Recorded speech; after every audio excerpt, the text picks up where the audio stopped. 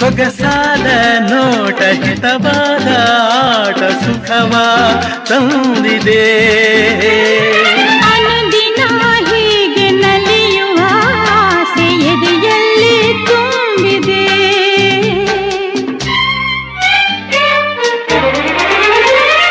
ದಿನವೆಲ್ಲ ಕೂಡಿ ಒಂದಾಗಿ ಹಾಡ ಬಯಕೆ ಬಂದಿದೆ. ಜೊತೆಯಲ್ಲಿ ಜೋಡಿ ಹಕ್ಕಿಯ ಹಾಗೆ ಹಾರೋಣ ಎನಿಸಿದೆ, ಹಾರೋಣ ಎನಿಸಿದೆ.